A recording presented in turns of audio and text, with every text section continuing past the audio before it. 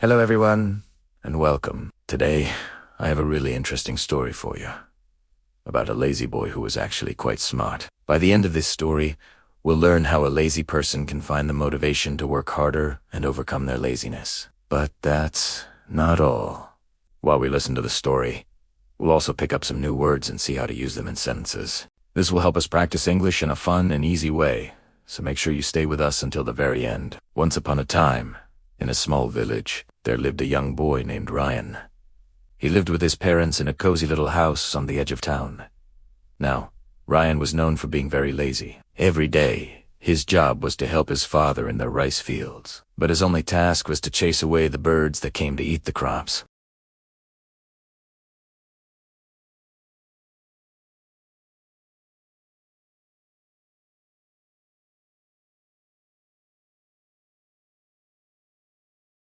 This way, he could lie down, relax, and just pull the ropes to scare the birds away without ever having to stand up. His father was a bit worried about his laziness. He often thought, if I get sick, how will Ryan ever take care of everything? But since Ryan always got his job done, his father never got angry with him. One summer, a dry season hit the village, and sadly, Ryan's father became very sick. This meant Ryan had to take care of the entire field all by himself. He tried his best, but he just wasn't used to such hard work. After a few weeks of struggling, the crops started to wither and die because they weren't getting enough water, and Ryan couldn't save them alone. That night, Ryan sat outside under the stars, feeling completely useless and disappointed. He thought to himself, why didn't I ever try harder?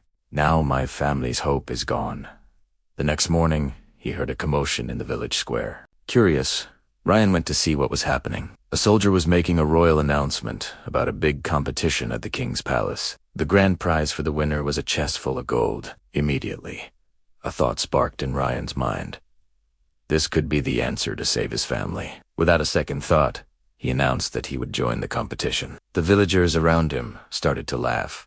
They whispered and pointed, thinking, how can someone as lazy as Ryan possibly win against the strongest people from all over the kingdom?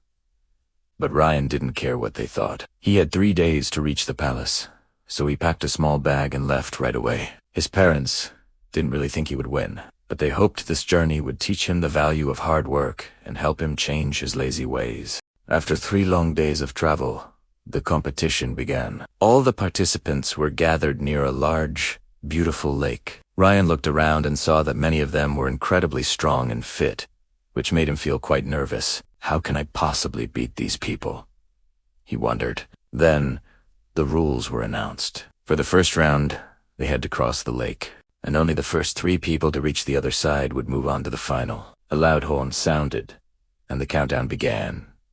3, 2, 1, go. Almost everyone immediately jumped into the lake and started swimming as fast as they could. But Ryan stayed behind, standing at the edge of the water. He knew there was no way he could win if he just tried to outswim them. Suddenly, an idea flashed in his mind. He ran into the nearby forest, quickly gathering some fallen branches and sturdy vines. Working fast, he tied them together to make a small, simple raft. He then found a long, flat piece of wood to use as a paddle. Ryan thought, this is a race to cross the lake, not a swimming race. I may not be the strongest, but I can be the smartest.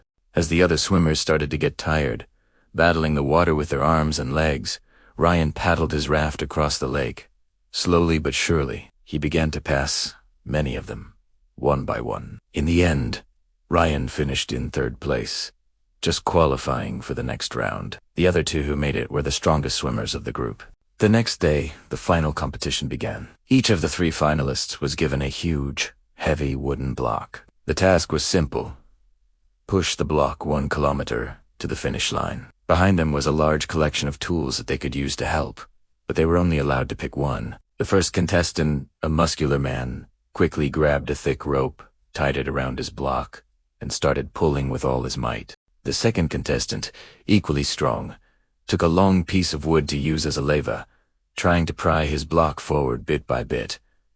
Ryan, however, didn't rush. He stood back and thought carefully about the tools and the task. I can't win by using my muscles, he said to himself. I need to think smarter. After a few moments of careful consideration. Ryan walked over and picked up a small, sharp knife. The crowd was completely confused. How could a tiny knife possibly help him move such a massive block of wood? But instead of trying to push the block, Ryan started to carve it. With focused effort, he began to chip away at the corners, slowly transforming the block into a round shape, like a giant ball. It took him about an hour, but when he was done, he no longer had a heavy, square block. He had a wooden ball. While the other two contestants were sweating and struggling, inching their heavy blocks forward, Ryan gave his newly shaped ball a push. It rolled easily down the road. He caught up to the others, and with a final burst of strength and determination, Ryan was the first to cross the finish line. The crowd erupted in cheers. No one had expected the lazy boy from the small village to win. This story shows us that even people who seem lazy can be very smart. But to achieve something truly great, they often need a powerful reason, a big motivation, just like Ryan's love for his family. So, if you ever feel lazy, try to find a strong reason to work hard, whether it's for your family, your dreams, or even to prove others wrong. A big goal can give you the push you need to give your absolute best. Today, we also learned some new words and sentences through this story. Remember, learning English can be really fun and effective when you practice regularly. So keep listening, keep learning, and keep growing. Thank you so much for watching. Don't forget to like and subscribe for more stories, and I'll see you in the next video.